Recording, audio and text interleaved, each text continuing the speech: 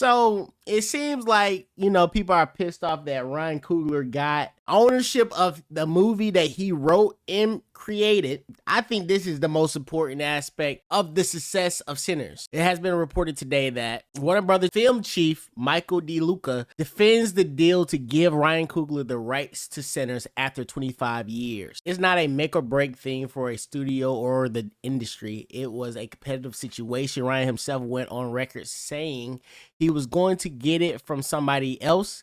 He made a pretty effective case for this movie, especially with the themes of black ownership. This is very important and personal to him, and frankly, we're proud to be able to give it to Ryan. I think this is why, original content is not happening nowadays. For example, the rights to Spider-Man doesn't necessarily owned fully by the people who created Spider-Man. It's owned by Sony, it's owned by Disney due to their collaborations. Even when it comes to new interpretations of Spider-Man, it still resigns to Sony, primarily because they own the rights of the original creation of Spider-Man. When it comes to new content that is not necessarily attached to anything of the past, even though it draws a lot of influence of the past, the director, the writer have more leverage at the negotiation table. And that's what any industry don't want. They want people to come in as workers, not owners.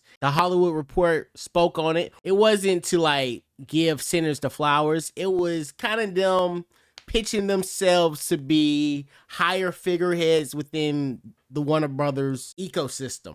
There's a lot of business over there. Comment down below if you want me to break that down. So in this article, they was talking about the box office success of Sinners and Minecraft, the movie.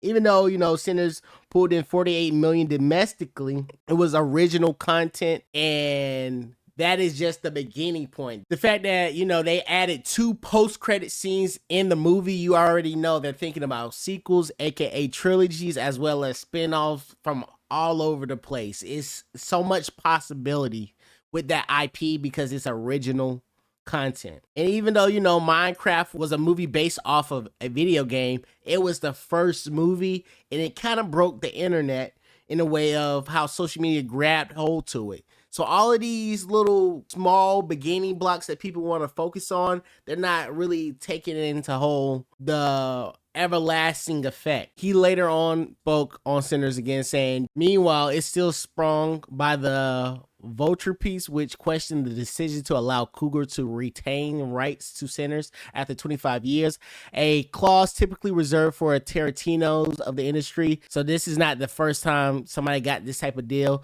They talked about this as an existential threat to the industry. I mean, it's so ignorant and laughable, he says. Of course, it's not a make or break thing for any studio or the industry. It was a competitive situation. Ryan himself went on record saying he was going to get it from somebody else, and was made a pretty effective case for this movie, especially with the themes of black ownership. This is very important and personal to him, and frankly, we are proud to be able to give it to Ryan. That's dope. All right, a little bit of gunshots.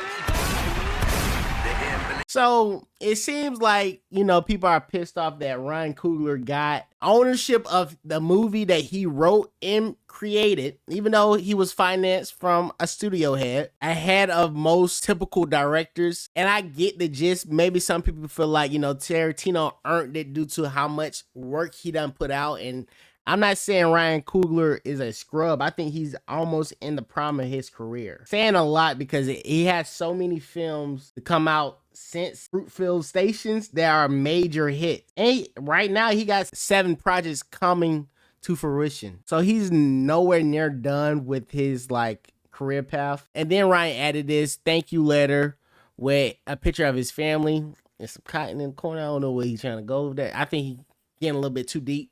But he artsy fartsy, so it makes sense for him to be so deep, But I do like the vibes of what's happening, not necessarily the movie, but what this movie's success will do to the movie studio industry. It's going to be more creatives owning the rights in the future, then, you know, everybody be enslaved to the system itself, having to churn out so many Batman, Superman films because, you know, it sells tickets. But comment down below, are you intrigued in a Sinners? Drop a comment below, and then enough comments, we'll break down what a sequel could possibly look like. This is Low here at Immunity, and I see you in another video.